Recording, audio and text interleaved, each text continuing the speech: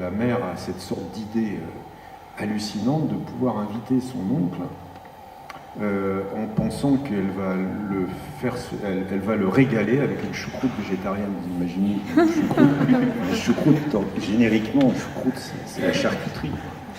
Donc il y a des friands qui sont fourrés à un pâté végétal à base de champignons. Il y a des saucisses de soja et l'oncle qui est un grand mangeur, comme on peut l'imaginer aussi au XIXe siècle, hein, qui est un grand fêtard, qui est une sorte de marlou très élégant, comme ça, chauffeur de taxi, avec sa femme qui ressemble à une cocotte semi-mondaine, et qui sont un couple d'ailleurs délicieux et adorable. Quand ils viennent ce dimanche-là manger chez les parents cette choucroute végétarienne, c'est une consternation absolue.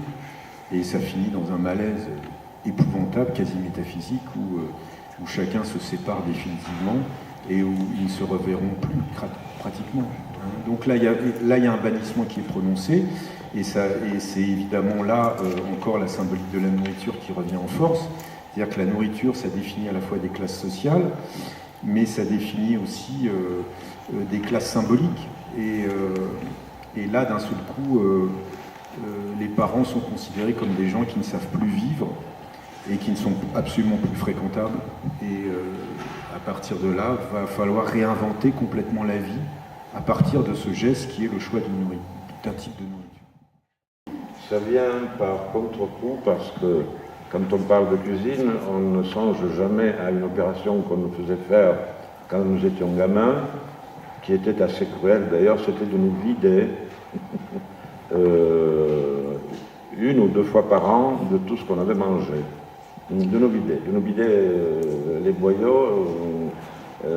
J'ai eu une enfance italienne, et dans cette enfance italienne, au printemps et à l'automne, on vous donnait de l'huile de ricin, ce qui était dans les mœurs coutumières du fascisme, pour faire parler les gens et leur faire vider leur sac de tout ce qu'ils savaient.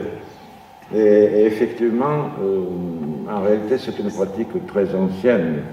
Le jeûne, à un moment donné, devient nécessaire, il est obligatoire.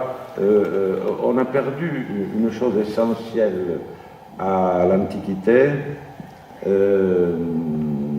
qui était de caguer ensemble.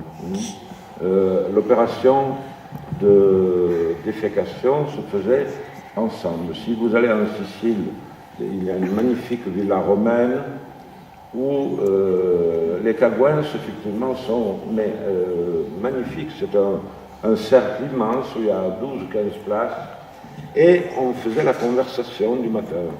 L'expression que nous utilisons tous en italien ou en français, ça va, comment ça va, ça signifie est-ce que ça marche ou bien, le transit marche ou bien.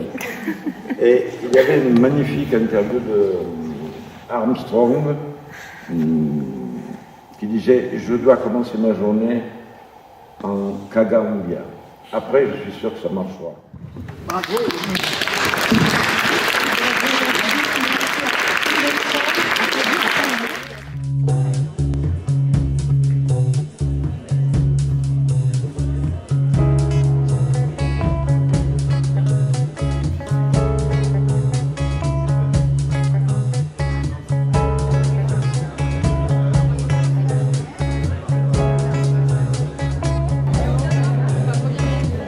Parfait.